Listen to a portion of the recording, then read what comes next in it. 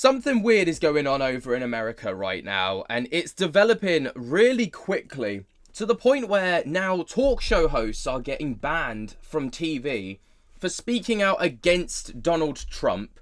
But we've also got some developments on the Charlie Kirk assassination situation with Tyler Robinson's alleged text messages to his roommate coming out.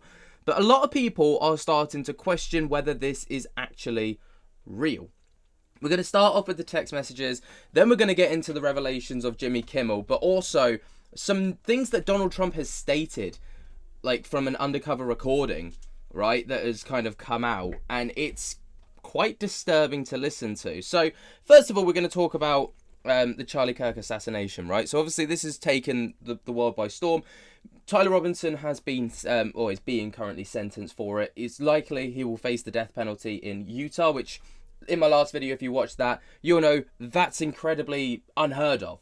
There's, in the state of Utah, since it was like formed its independence back in the 1800s, there's only been 50 death penalties, which in that space of time isn't actually a lot compared to some other states. But the text messages between Tyler Robinson just after the assassination and his roommate have come out via BBC News, right? These are the text messages. We'll go through them first. So he states, "Drop what you're doing. Look under my keyboard." Roommate, "What? You're joking, right? I'm still okay, my love, but I am stuck in Orem for a little while longer yet. Shouldn't be long until I can come home, but I gotta grab my rifle still. To be honest, I had hoped that the secret till I died of old age. I am sorry to have to involve you. You weren't the one that did it, right? I am. I'm sorry. I thought they caught the person. No, they grabbed some crazy old dude, then interrogated someone in similar clothing. I had planned to grab my rifle from my drop point shortly after, but most of the side of the town got locked down. It's quiet, almost enough to get out, but there's one vehicle lingering. Why? Why did I do it? Yeah, I had enough of his hatred. Some hate can't be negotiated out. If I am able to grab my rifle unseen, I will have left no evidence. Going to attempt to retrieve it again. Hopefully they have moved on. I haven't seen anything about them finding it. How long have you been planning this? A bit over a week, I believe. I can get close to it, but there is a squad car parked right by it. I think they already swept that spot, but I don't want to chance it. I'm wishing I had circled back and grabbed as soon as I got to my vehicle. I'm worried that my old man would find out, and if he did, Grandpa's rifle. I don't even know if it had a serial number, but it wouldn't trace to me. I worry about prints. I had to leave it in a bush where I could changed outfits. Didn't have the ability to all the time to bring it with me. I might have to abandon it and hope that they don't find prints. How they, expletive, will I explain losing it to my old man? Only thing I have left was the rifle wrapped in a towel. Delete this exchange. My dad wants photos of the rifle. He says Grandpa wants to know who has what. The feds released photos of the rifle and it's very unique. He's calling you right now, not answering. Since Trump got into office, my dad has been pretty diehard MAGA. I'm going to turn myself in willingly. One of my neighbors here is a deputy for the sheriff. You are all I worry about, love. I'm much more worried about you. Don't talk to the media, please. Don't take any interviews or make any comments. If the police ask you questions, ask for a lawyer and stay silent. Now, just flickering through the comments of this, people are kind of very confused about this. So this one had 89,000 likes, sorry. It's awesome that he answered all investigative questions while confessing in these texts. I'm not one for wearing a tinfoil hat, but does anyone else think that these messages sound like it's written by an FBI? All it's missing is, dear roommate, I hope these texts find you well. People aren't exactly buying this. There's even a staged button which has 35,000 likes, right? Now, I took these text messages and I screenshotted them and I ran them through ChatGPT and I just said to ChatGPT, do these text messages in this thread look organic, like an organic conversation, or do they read like a staged conversation? And ChatGPT's response, right, was they look like a staged conversation more than an organic one. So there's over-explanation, there's unnatural pacing, roommates' limited input, inclusion of unnecessary detail, formatting and presentation, right? Which, and then it asked me if I wanted to see a realistic version of how the conversation might play out. This is what it came back with. I'm not exactly buying this, but, you know, it's one of those ones. Now, it's a very interesting situation that we've got on our hands here, because a lot of people are already kind of like suggesting that this might be some kind of inside job, but you know, the text messages don't exactly read as if they are genuine messages, which is really, really weird to see. Now, obviously, off the back of Charlie Kirk's passing, late night show host Jimmy Kimmel, right, went on his show, and he made a couple of comments about the situation. I'm going to play out what he said. Hopefully it doesn't get copyrighted. It most likely will, so you might not even see it. But if there's a cut in the video and this clip's not there, you'll know why. But you can find it on YouTube and stuff. But here's the clip. We hit some new lows over the weekend with the MAGA gang desperately trying to characterize this kid who murdered Charlie Kirk as anything other than one of them, and doing everything they can to score political points from it. In between the finger pointing, there was grieving. On Friday, the White House flew the flags at half-staff, which got some criticism. But on a human level, you can see how hard the president is taking this. My condolences on the loss of your friend Charlie Kirk. May I ask, sir, personally, how are you holding up over the last day and a half, sir? I think very good. And by the way, right there, you see all the trucks? They've just started construction of the new ballroom for the White House, which is something they've been trying to get, as you know, for about 150 years. And it's going to be a beauty. Yes. He's at the fourth stage of grief, construction. Demolition, construction. This is not how an adult grieves the murder of someone he called a friend. This is how a 4-year-old mourns a goldfish. Okay. Now, I mean, is he necessarily wrong, you know? Now, those comments alone were enough to get Jimmy Kimmel taken on off air indefinitely. He's essentially been given the Ellen DeGeneres treatment, right? He's essentially been told by the media world, you're getting shelved for your comments. Now, is it just because of that? Who knows? But obviously this has got the world talking about, obviously, the land of the free being America, not necessarily being the land of the free anymore when you can't use your freedom of speech and you can't actively criticize someone, you know, in what some people might deem to be an appropriate way. Now, obviously, it's I don't even know what to say. Now, SAG-AFTRA, which is the governing body, I suppose, of these TV shows over in America, has publicly condemned the decision to suspend Jimmy Kimmel's show. Now, this is what they had to say. So, SAG-AFTRA condemns the suspension of Jimmy Kimmel Live. Our society depends on freedom of expression, suppression of free speech, and retaliation from speaking out on significant issues of public concern run counter to the fundamental rights that we rely on. Democracy thrives when a diverse points of view are expressed. The decision to suspend airing Jimmy Kimmel Live is the type of suppression and retaliation that endangers everyone's freedoms. SAG-AFTRA stands with with all media artists and defends their right to express their diverse points of view and everyone's right to hear them.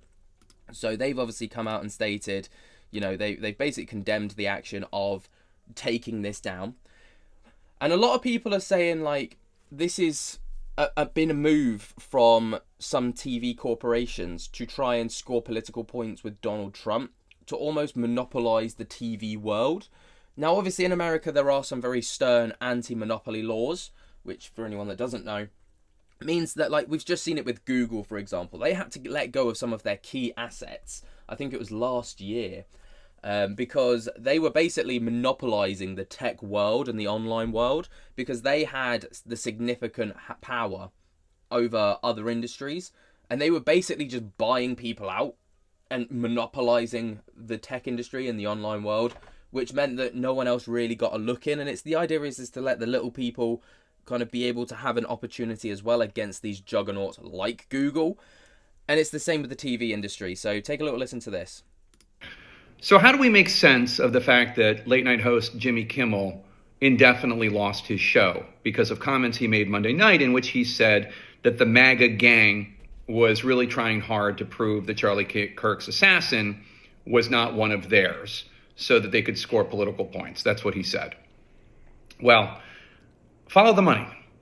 In August, Nexstar, the largest owner of TV stations, local TV stations in the country, announced that they wanted to purchase their rival Tegna for more than $6 billion. Now, in order for that deal to go through, Nexstar would need the approval of the Federal Communications Commission.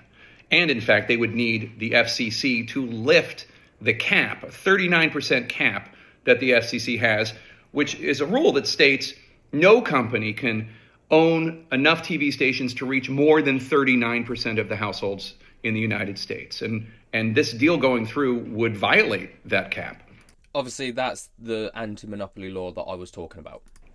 The current chair of the FCC, Brendan Carr, he earlier this year said that he would be willing to entertain lifting what he called arcane artificial limits on how many TV stations any one company can own. Okay, so that's where we are. Nexstar wanting to get the FCC's approval, the FCC commissioner making it clear that his mind is open. Today, Wednesday, the FCC commissioner goes on a podcast, a MAGA podcaster, and makes it very clear that he did not like the comments that Jimmy Kimmel made on Monday night. He calls Kimmel talentless.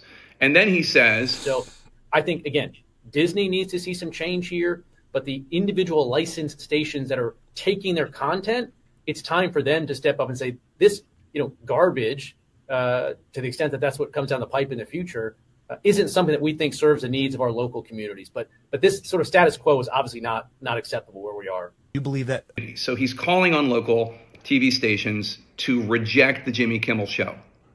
That was posted on Twitter or X at 1:01 p.m. Wednesday. Within hours, Nexstar makes the announcement that the company's owned and partnered television stations affiliated with ABC will preempt Jimmy Kimmel because they object to recent comments made by Kimmel. And then, shortly after that, ABC television network announced that they were suspending Kimmel's show. And so, while there are no doubt people who are legitimately offended by what Kimmel said, and no doubt tensions are high and feelings are fraught, there is also a lot of money to be made. And there are also a lot of people who want to endear themselves to the FCC commissioner and President Trump. Now, obviously, that sounds incredibly far-fetched from the get-go, right? You're probably looking at that and being like, well, that's some bold assertions being made and assumptions as well. But when you hear some of the things that came off of Air Force One when President Donald Trump was flying back from the UK, there was some interesting things being stated. Now, he said a lot of stuff about a lot of different things, most notably towards his trip to the UK.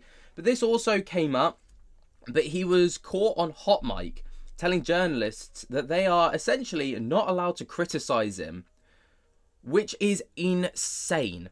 Take a little listen to this. This is going to blow your mind. Look, that's something that should be talked about for licensing too.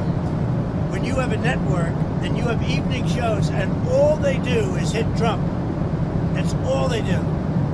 If you go back, I guess they haven't had a conservative on in years or something, somebody said. But when you go back and take a look, all they do is hit Trump. They're licensed. They're not allowed to do that. They're an arm of the Democrat Party. Thank you, everybody. So, obviously, they're basically condemning the actions of what's happened, but also stating, you have a network and you have evening shows and all they do is hit Trump. They're licensed. They're not allowed to do that. Now, a lot of people, all right, and this is me kind of trying to take a neutral standpoint with this. A lot of people are saying that, yes, Trump, this is exactly it. Like, you are the guy. But a lot of people are also saying, essentially, this is some hardcore censorship coming out where you can't you know, you can't speak out against the president, essentially the leader, right? Now, a lot of people are also saying, where else do we often see this level of censorship, where you're not allowed to actively speak out about the political leader? North Korea with Kim Jong-un. Russia with Vladimir Putin. You know, it's crazy. It is crazy. Now, another clip that might get me demonetized or might not make it into the final cut of this video is Jimmy Fallon and his response to Jimmy Kimmel being taken off air. Trying to do it in a, you know, he tried to do it in a bit of a candid way where he also wouldn't be taken off air. Because, you know, I mean, I wouldn't even touch this topic with a 10-foot barge pole, if I'm perfectly honest, but here we are. Now, again, like before, you can find this online. It might not make it into the final cut. It might do. I don't know. Well, guys, the big story is that Jimmy Kimmel was suspended by ABC after pressure from the FCC, leaving everyone thinking WTF.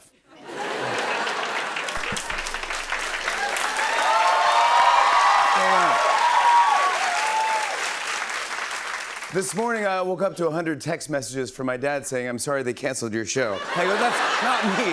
That's Jimmy Kimmel." But to be honest with you all, I don't know what's going on. And no one does. But I do know Jimmy Kimmel. And he's a decent, funny, and loving guy, and I hope he comes back.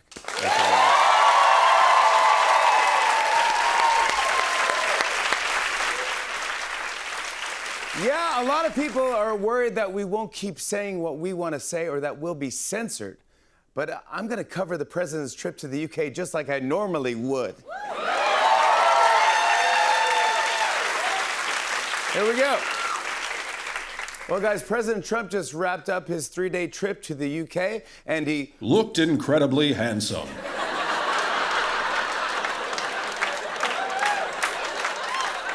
As always, his tie was exactly the right length. And his face looked like a color that exists in nature. And his hair looked better than Conrad's from the summer I turned pretty.